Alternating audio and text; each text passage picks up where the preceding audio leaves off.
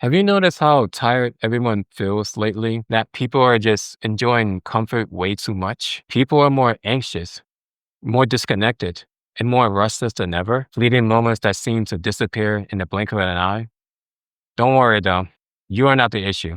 It is something far deeper, something deeply rooted into the minds of every individual, and something is seriously off about it that needs to change. By the end of this video, you'll understand what is contributing to this mental exhaustion, for why everyone feel like they need to do something, for why people feel like they're pulled at on a constant daily basis. And we're going to get through that through this video, and I will show you how to do that in a more healthier way. There are many issues and things that people have on their mind.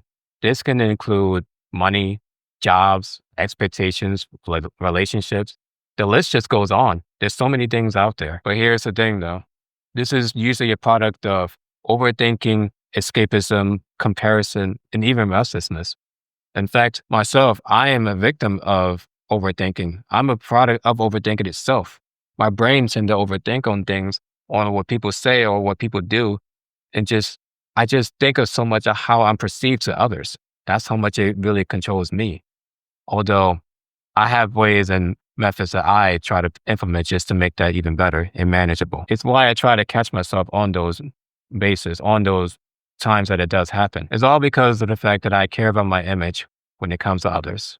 Because what others perceive of you can be a strong one, and it can influence you in a certain way. Many people think that there's something wrong with them, but that's not the case at all. You're just fine, but it's something else. However, people believe that something is wrong with them. Or even yet, people just naturally just go to do things like escape to their comfort zones. So with that being said, I want to get down to some of the things that may be contributing to that. The first one is the phone. This is something that we carry around with us on a daily basis. And it's one of the most dangerous things to us in general. The phone is nothing but a tool just to stay connected with the network, and people use just to mess around or just to use it for the wrong things. It's nothing wrong with using your phone at all. In fact, it's a great thing. It's a great thing just to utilize the technology that we have. Although there's a lot of good and a lot of bad with it. And the bad thing is some people may use it for the wrong purposes. May not necessarily be what they want to do, but they often just want to just do it in general. And it's not inherently wrong to use it for other purposes. In fact, it could be a good way just to unwind and just to simply take some time up before you go back to what you're doing or what you need to do. However, this phone or the phone in general is the reason for why some people may spend countless hours just spending it on other things that may not even be, matter to them too much. What I am talking about here is scrolling, going on social media, and just inherently just staying online and just staying online for when it comes to like forums. We live in a society where attention is always being pulled at, not really given a chance to have people be able to connect with themselves or to what really matters most. I was a victim of this. I was one just to care about watching compilations or even caring about the biggest update in the game. And I just, every single day on a daily basis, I would just want to just simply have fun. After I'm doing some type of work, I would just want to watch some videos or just play some games or things of that matter because I just wanted to be free.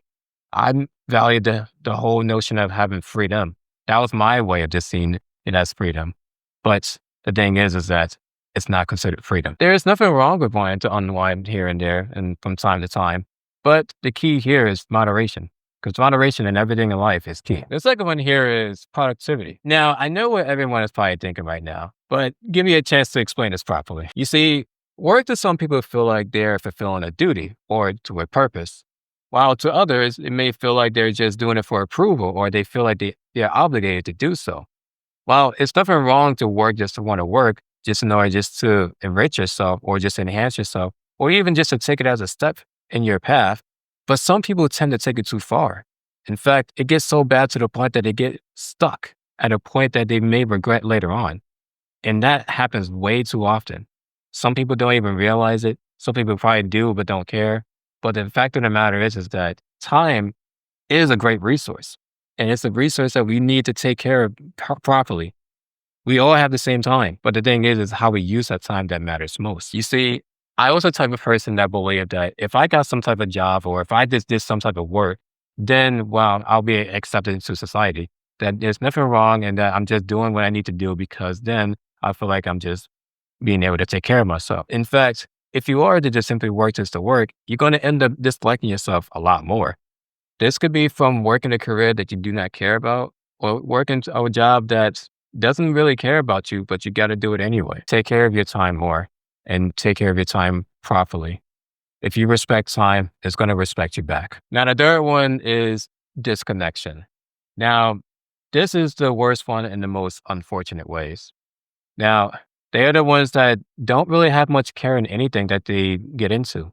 And they believe that they don't deserve such care in that same turn. So, really, care to them in general doesn't mean anything. It's close to non existent. They live to exist and they just go on by life just hoping that they'll have some type of meaning, or maybe even worse yet, they may even care about the meaning of what they do. They often are the ones with a troubling past or an event that flipped a switch, or even worse yet, something that made them want to turn around, walk backwards, or even stay at a standstill. If you're one of those people, you are not alone and we are in this together. Some of us are in environments that we do not choose. Some people may not even know the situation that they're even in. We tend to do things without even knowing our actions or our situation completely. And it could be very detrimental to us because of that one resource, which is time. However, it doesn't matter which category that you are in. I would say that you're very strong, a very strong individual. You're very strong to these keep going even as we speak right now. You watching this video right now is evident enough that you are a strong person. You keep going despite how hard things get, despite what things are taken from you. And you want to find a way to improve it. And I respect that deeply. And so with that being said, I'm going to help and just give you my solutions or ways that I use just in order just to improve on that. First one is embracing more quiet time. You see, when we check social media, we tend to check it very often and more often than we probably would like to. What checking social media does is fluctuate the emotions within us. This means that you care more about what people are doing and saying instead of what you are doing. And this could be whether it is directly or indirectly. You see, social media and other forms of media in general are big dopamine hits. When you consume too much of it at one time, it will rise higher and higher. But then once you stop consuming it and do something else, it's going to drop immensely, probably even harder than you imagine. Sometimes, depending on what type of media or even thing that you're doing, this can raise your emotional levels really high. So when you do stop doing it, you may become even more emotional as a result.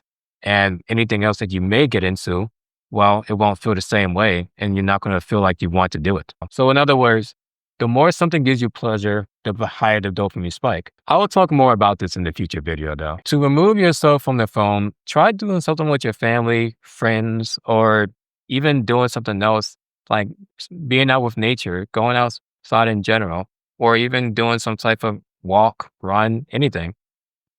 Although if you do want to use your phone and you need to use your phone, then I would say to use it just to learn something. It will redefine how you look at social media and you'll thank yourself later for doing so. Second one is to redefine yourself. There is no reason to fulfill an obligation. In fact, I will argue and say that it is because that we are all special that we should find something that's very special to us, that makes us unique and that makes us want to go for what we decide to go for, to be more fulfilled in that. Do you simply want to live life to an expectation that there are no other options and that this is the only path you can take? There is so much out there waiting for all of us, so much that we don't even know about.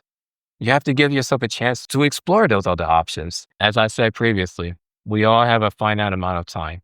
Time is very valuable to us.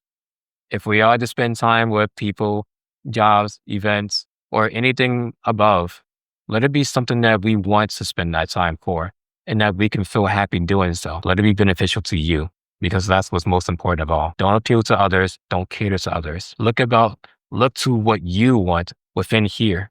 That's what matters most. The third one is discovery. People should explore when it comes to other people or just for nature itself. Staying isolated for too long will just stifle you and make a world a lot smaller. This goes for introverts as well, especially for introverts. I'm an introvert myself. In fact, I have a hard time when it comes to speaking to people even now, currently, as of the time. And I have a social battery. And I'm aware of that social battery. If you know yourself very well, then you'll know just what you are capable of doing during that time.